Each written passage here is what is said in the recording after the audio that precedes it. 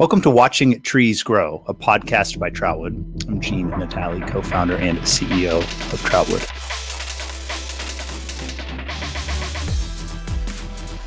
Today's episode, we're going to tackle a question that is probably more common than you might suspect. The topic is specific to our Gen Z audience. What is more valuable when considering the social causes and the charities that you care about? Donating your time or your money. Two of my colleagues, Maggie and Kristen, are joining this episode. They're going to share personal observations and experiences. But I want to first give our audience a little bit of a background into why this topic is so relevant, specifically when it comes to Gen Z. I've been teaching at the University of Pittsburgh for now 6 years. This spring of 2022 will be my 7th year teaching personal finance. My students have a single assignment over the course of the semester. Together, we build a working financial plan for life after college. Nearly every one of my students in 6 years of teaching has referenced a social cause or a charity that they care about in that working financial plan. In year one, it caught my eye as just, this is interesting. These are 22-year-old students. They don't have a ton of money, have a ton of student debt, but they're budgeting to give a piece of their income away, even as they tackle these large amounts of debt. Year two, I noticed the same trend. Year three, it was no longer a trend. I realized it was a core component of these students' financial plans in their lives. Taking that observation one step further, I also administer a statewide financial plan competition where college students submit a financial plan, similar objectives. I saw the same thing. Students from across Pennsylvania with giant student debt, in some cases even credit cards, outstanding debt, were donating to charities that they cared about. So it sparked a great conversation in the classroom. It sparked a great conversation with these students. What's more valuable, your time or your money? Before you jump to a judgment, let's have a conversation. Maggie, Kristen, welcome to the podcast. And then just in terms of our audience, we spoke earlier today as a team, and Maggie and Kristen both shared just terrific stories and experiences. I'll go first and share kind of my personal volunteer story. And it started in college, where I volunteered for both Habitat for Humanity and Junior Achievement. And then immediately after college, Jeff Davidek, my co-founder here at Troutwood and our chief strategist. Fun fact that hasn't been said before, he and I coached Special Olympics swimming for 8 years together. So we spent every Saturday morning, this is prior to founding Troutwood, spent every Saturday morning for 2 hours coaching a team that grew to be 50 swimmers. And it was, I don't know if there was a better way to spend those Saturday mornings for 8 years. We didn't make a monetary donation.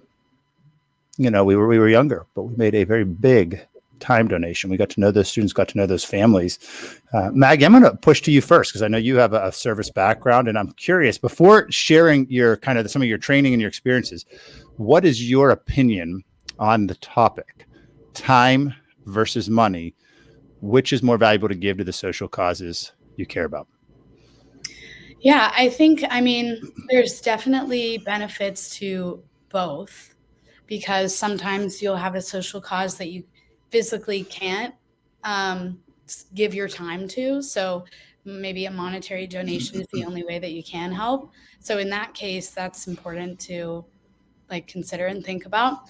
But I've seen a lot of value in spending time for these causes and being there physically and learning from people in person.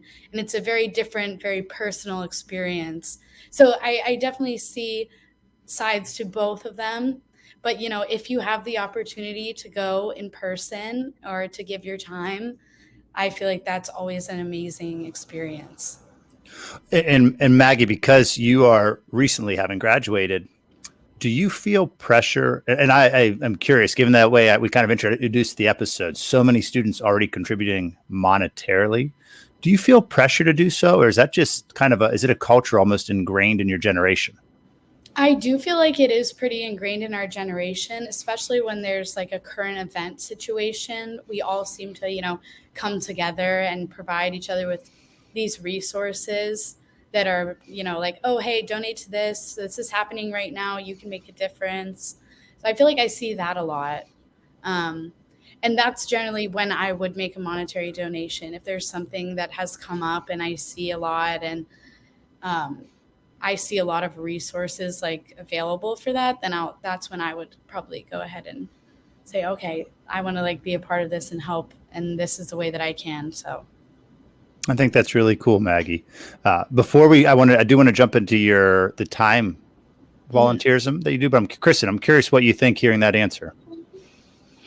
I agree. I've also done a range of volunteer activities from when I had to do community service hours in high school, to graduate, up to now as an adult, where I've been able to volunteer with like an employer and also get monetary matches. So I think they're both important, and I also think that it's important to be cognizant of opportunities where your time or money can be maximized. So, if you work for a company that will match a donation, for instance, that might be a really good way to donate at that Mm. point. So, just staying abreast to those opportunities, so that even if you can only give $20, that you're getting the most out of it.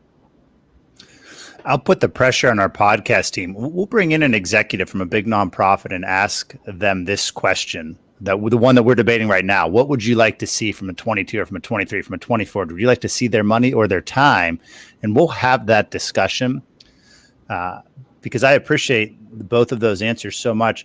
By default, my mind jumps to maybe the 23-year-old with a lot of credit card debt who feels the same way you do, Maggie, and maybe even feels a little bit of pressure because of that kind of group giving philosophy, but has a 19% interest rate on credit card debt. And I speculate that executive of that nonprofit would say to that individual, why don't you give us a couple hours? Because you've got to get that credit card debt paid off.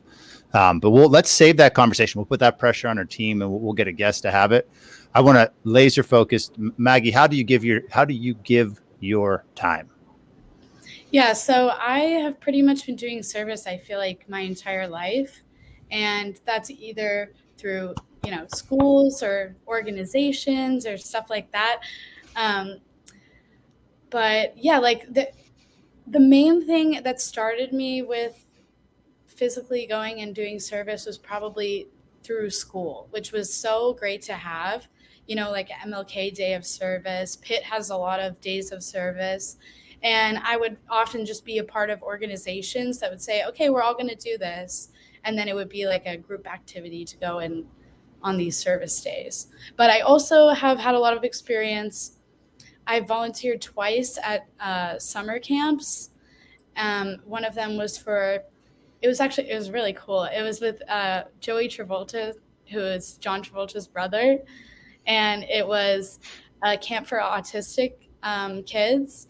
And it was where they would like make their own movie. And my cousin was actually in the camp. And so I was a counselor for it. And that was like a really cool experience.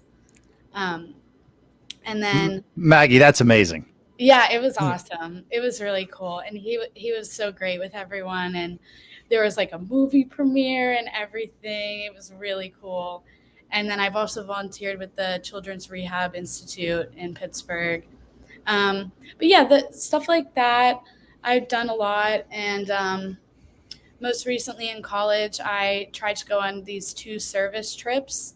So this is actually a very sad story of bad luck because I didn't actually get to physically go on either of them. The first trip was supposed to be in Iceland, and it was like environmentally based service. And the airline we were supposed to go on got shut down. Yeah. And then I was supposed to go to the Galapagos last year, but COVID happened. So that trip got canceled also. But for both of those trips, we trained for them, and we went to a bunch of seminars and had discussions. And it was such an amazing experience, even just the training, just to like hear from all these different people and have these important conversations about what service means. And how service can be so beneficial, and how serving in person and physically is such a personal experience and a learning process on both ends of the service. Um, and yeah, it was really cool to hear from all those people and to learn all about that. Maggie, would you have any advice for the high school or the college student who might be listening and maybe either A, doesn't have the financial means to make a monetary contribution, or maybe is hearing this conversation for the first time and says, wait a minute, I never thought about this concept of giving my time to the causes I care about. How do you get started? I honestly feel like it's just looking for opportunities, and especially seizing opportunities that end up coming in your way. Like I said, a lot of these opportunities were already present and had been, happening at my schools and stuff like that for a while. But it was about, saying, I want to do this and I'm going to go be a part of that. And like, that's the best way to do it. I feel like it's just keeping an eye open for those opportunities and then just taking them. And a final question for you. Were you nervous when you would do the outreach? Like when you said, oh, this is something I really want to be a part of. What did you feel? Any nerves at all or just excitement? No, I really felt no nerves at all. And it was just like everyone was so welcoming, and the types of people that you meet and work with on these trips are just so great and so kind, and so it's very easy and a great experience. Oh, very cool. Kristen, let's jump to your side of the story here. What are some of the social causes that you dedicate time to, and what did that path look like?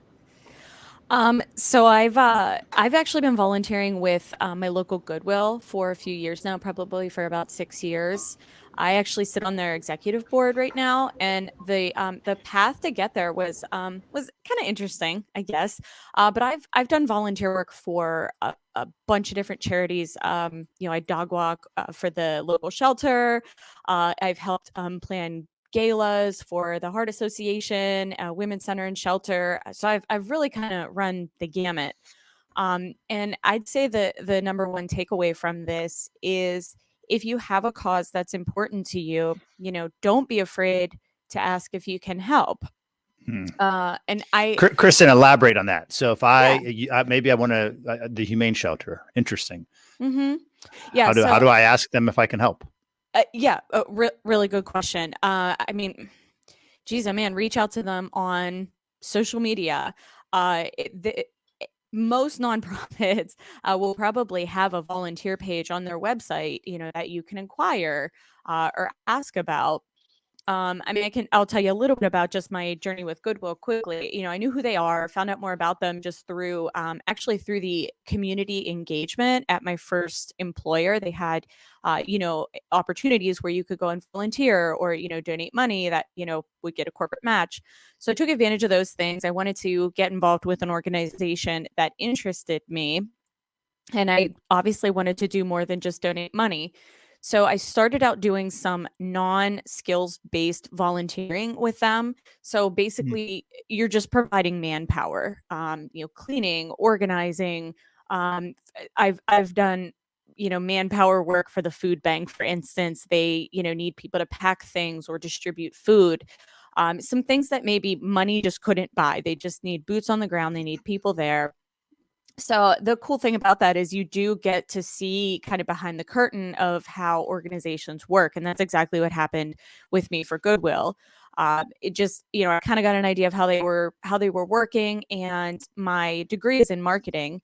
And I noticed just that they, like any nonprofit, they have a shoestring budget for a lot of things. And through some volunteer events, I was able to just kind of see maybe what they needed. And I offered some assistance with their marketing and their social media, and did that for a little while. And I actually was invited to be on the program and planning committee.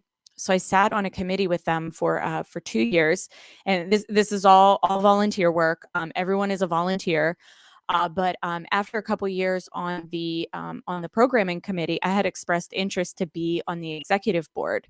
So I asked for a mentor. So I actually had a mentor that sat on the board who just kind of helped me understand what board mentorship means. Every board is different.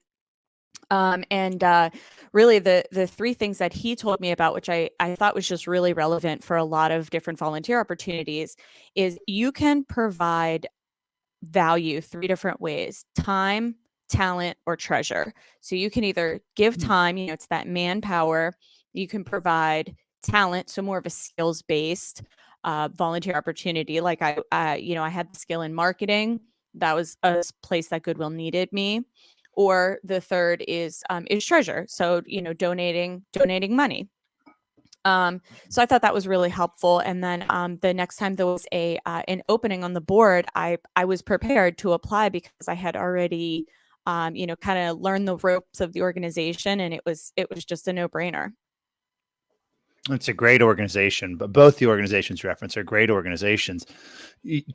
Two things that leaped in my mind as you were talking, Kristen. The first, your time, and by your, I mean our audience's time, any individual contemplating this question, your time is worth money to the organization. Mm-hmm. You showing up at that food bank saved that organization money. Right. Same for Goodwill, same for, and then the second, when you said maybe organizations need help with social media.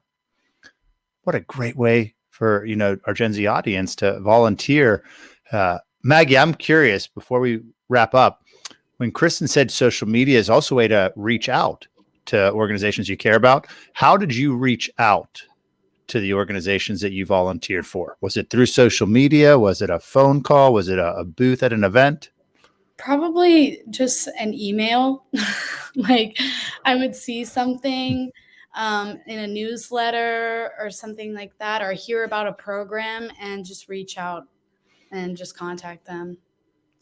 And Kristen, what do you see most common with individuals reaching out to Goodwill saying, I'd like to help out? Is it email also? Is it across mediums? It's probably across medium. I would actually say social media is probably their number one way, especially that they engage with more younger audiences. So they're very cognizant on making sure that they reply timely, because if they do get someone that volunteers, they want them. Mm-hmm. Yeah, I feel like that's probably becoming more and more of a easier way to reach these people. Mm-hmm. It's such a great conversation because we all have social causes that are near and dear to our heart. Time versus money. It's not an either or. This is a conversation I think we should continue, and I'm looking forward to getting that executive from a nonprofit. I'm going to wrap up with three kind of concluding takeaways for our audience. Your time is as, if not more valuable than your money at this stage of life. Second, do not underestimate your voice and the impact it can have. Third, and building on that, don't take no for an answer if it's a cause or a charity that you care about. Thank you for tuning in to Watching Trees Grow, a podcast by Troutwood.